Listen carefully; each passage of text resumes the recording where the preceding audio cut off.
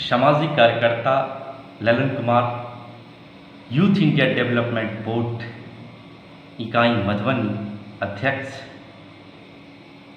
फिर से आप लोगों के समक्ष हाजिर हुआ हूँ। उम्मीद है आप लोगों का प्यार और स्नेह इसी तरह मिलता रहेगा। आज युवाओं के प्रति कुछ कहने जा रहा हूँ। भारत युवाओं के देश में शुमार है। इतनी बड़ी आबादी में युवाओं का बोलबाला है, फिर भी हम हाथ पर हाथ रखे बैठे रहते हैं। क्यों? कहते हैं युवाओं की सोच बदलते परिवेश देश के अनुसार चलता है, तो क्यों न हम युवा वर्ग जातिगत समाज में ऊपर उठकर जाति धर्म ऊंच नीच को खत्म करें। मैं उस युवा वर्ग से कहना चाहता हूँ जिसके अंदर समाज सेवा देश सेवा की जज्बा। युवा शक्ति देश समाज की रीढ़ होती है। युवा देश का वर्तमान है तो भूत और भविष्य के सेतु भी है। समाज को बेहतर बनाने और राष्ट्र के निर्माण में सर्वाधिक योगदान युवाओं का ही होता है। जब भी किसी चुनौती का सामना करने के लिए देश को युवाओं को पुकारा गया है तो पीछे नहीं रहे। चाहे प्रकृति आपदा के समय युवा आगे बढ़कर अपना योगदान देते रहे, चाहे भूकंप हो या बाढ़। इस समय कोविड-19 जैसे महामारी क्यों न हो, दिन रात परिश्रम किया और कर रहा है।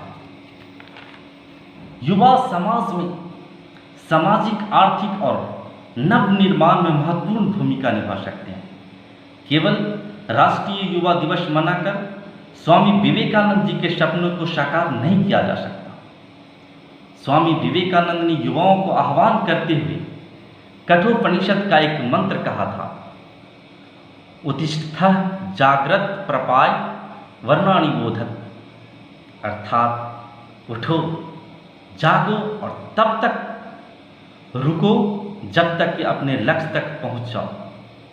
निस्संदेह युवा देश के विकास का एक महत्वपूर्ण अंग है। आज बिहार की स्थिति दयनीय है। ऊपर से प्राकृतिक आपदा और कोरोना जैसी महामारी के बीच चुनावी बिगुल फूंका जा रहा है।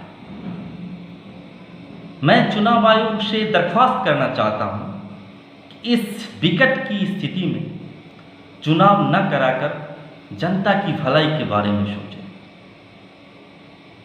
फिर भी अगर चुनाव होता है तो मैं बिहार व मधुबनी के वासियों से, युवा से कहना चाहता हूं कि आइए यूथ इंडिया डेवलपमेंट बोर्ड से जुड़े और बिहार और मधुबनी के तमाम विधानसभा क्षेत्रों से आए, मेरे साथ हाथ मिलाएं और समाज सेवा के मन से समाज को कुछ न कुछ काम करने वाले जनप्रतिनिधियों और पार्टियों को इस बार बेदखल कर नया समाज बनाएं।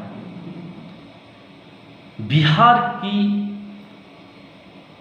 स्थिति इस समय आगे बढ़ने की आवश्यकता है।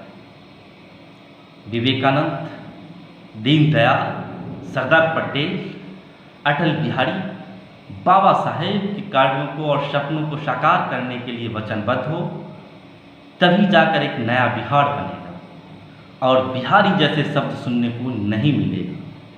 बिहार वासियों को देश में सम्मान और उचित स्थान मिलेगा। मैं इस समय घर में हूँ, सुरक्षित हूँ, सोशल मीडिया के जरिए आप लोगों तक अपनी बात पहुँचा रहा हूँ। लाइक करें, कमेंट और शेयर ज़रूर करें। मेरा मोबाइल नंबर 6350462280 है। बेहिचक संपर्क करें।